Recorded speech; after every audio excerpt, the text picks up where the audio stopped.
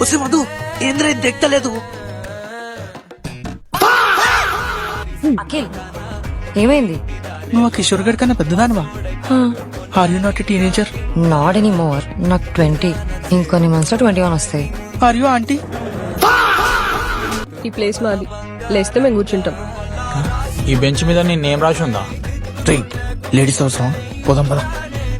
చేదిరా, ఏమ్మా నీ ఏతులు ఎక్కువైనా? నువ్వు చెప్పు, ఈ బెంచ్ మీద నీ నేమ్ రాసి ఉందా?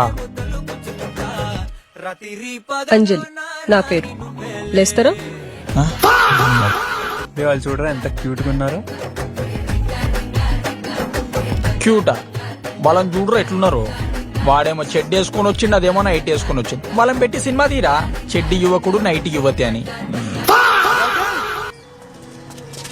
ఏం పంపినారు నువ్వు కాత్యాయనికి? మా మామూలు అడిగితే ఏం చెప్తలేడు.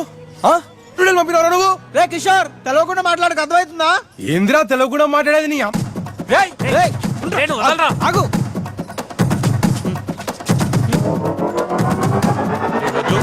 ఏమనుకుంటారు పిచ్చ?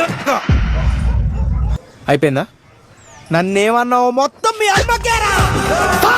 ఫిజిక్స్ పేపర్ ఎలా వచ్చిందమ్మా? ఏమో అన్నిటికీ 2 ఆప్షన్లు ఎట్టేసి వచ్చిన. పాస్ అయితే డెఫినెట్ గా. Please sir, re exam conduct చేయాలి.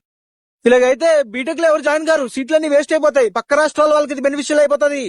తెలంగాణ ముఖ్యమంత్రి గారికి ఇదే నా విన్నపం. దయచేసి రీ ఎగ్జామ్ కండక్ట్ చేయండి సార్. నా కోసం కాదు, వీళ్ళ కోసం, ఈ పసి ప్రాణాలకు. అవునరా అఖిల్, పెద్ద అయ్యాక నువ్వేం అవ్వాలనుకుంటున్నావురా? డాడీ నేను ధూమ్ సినిమాలో హృతిక్ రోషన్ లాగా దొంగ అవుతా డాడీ. ఆమె హెయిర్ స్టైల్ చూడరా, డిట్టో ఇషక్ జాతరలో పరిణితి చోపు లెక్కుంది. ఏమందు మా ఊర్లో కూడా రోయల్ అమ్ముకుని ఆమె సేమ్ డిట్ అట్టనే ఉంటది.